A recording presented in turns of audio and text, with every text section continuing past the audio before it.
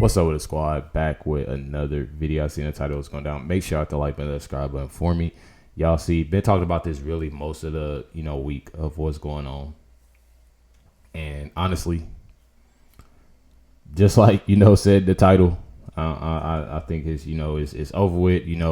And even in the Fox News, fell apart. We see lies, especially under oath, which is crazy. Definitely crazy, and definitely something needs to be done. It's day 18 in the trial for a crime that Democrats still haven't named. Michael Cohen suffering under a blistering cross-examination today. And oh boy, did he fall apart. The prosecution's entire case rested on one phone call that Michael Cohen says took place. Cohen testified that he called Trump's head of security and told him that the Stormy payment was taken care of. That was the big link between Trump and the money. Today it came out the call never happened. Trump's defense lawyers showed Cohen a sheet of text messages on the night he claims he made that call. Turns out Cohen had been getting prank calls from a 14-year-old and called Trump's security chief to ask if he could sic the Secret Service on him.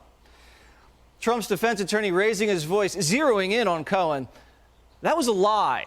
You did not talk to President Trump. Cohen panicked, shifted in his seat, voice cracking. I'm not certain that's accurate, but the call logs don't lie. It was a Perry Mason moment. Sources inside the courtroom tell us the entire jury's jaw hit the floor. And never Trump or George Conway put his hands to his face and stared at the ceiling. CNN couldn't believe it. Michael Cohen was cornered in what appeared to be a lie. I don't think I've ever seen a star cooperating witness get his knees chopped out quite as clearly and dramatically as what just happened with Michael Cohen. It does seem star witness. A star witness. It's over with. Star witness fumbling the bag, like literally lying, sitting there like it's over with. I was good about it. This does seem, I feel like there are a lot of questions that have been raised. I think if I was a juror in this case, watching that, I would think this guy's making this up as he's going along. Donald Trump called it fascinating. There it is. I think it was a very interesting day. It was a fascinating day. And it shows what a scam this whole thing is. I'm spending a lot of time and I'm spending a lot of money, which is what they want. They want me to spend my time and my money. And I'm willing to do it because ultimately we have to fight for the Constitution.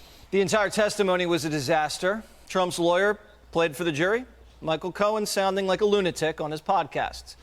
A very different Michael Cohen from what the jury had seen inside of court. I truly hope that this man ends up in prison. It won't bring back the year that I lost or the damage done to my family, but revenge is a dish best served cold. And you better believe I want this man to go down and rot inside for what he did to me and my family. He is about to get a taste of what I went through, and I promise you, it's not fun. Jurors peered up. Bro sound like a liar. He sound like somebody that, when ever watch Maury?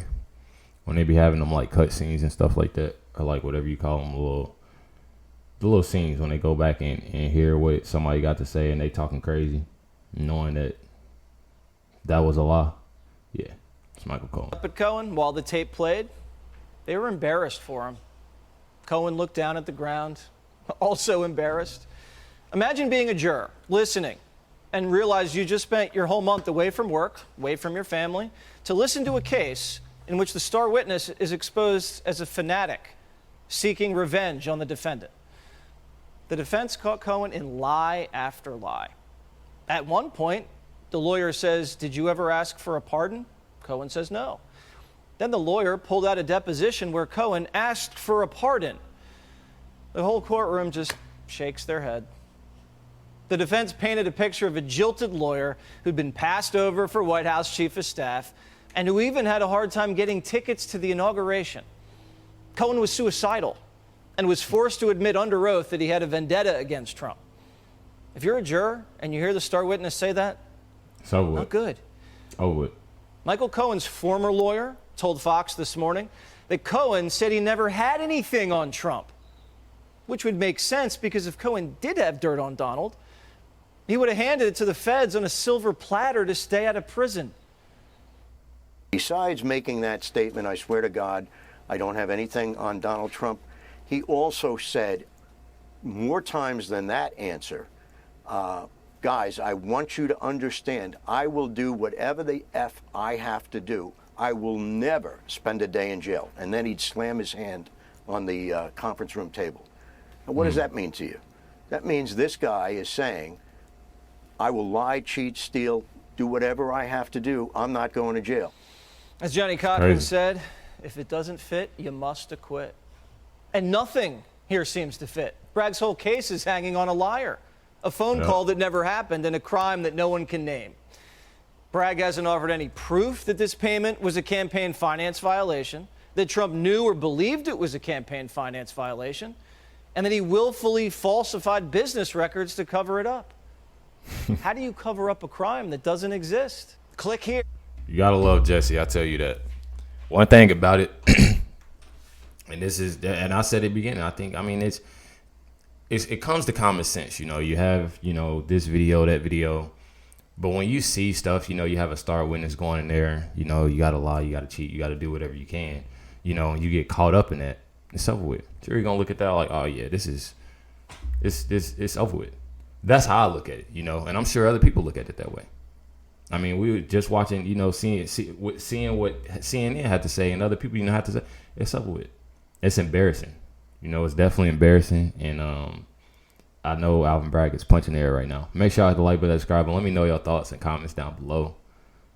Catch you on the next one.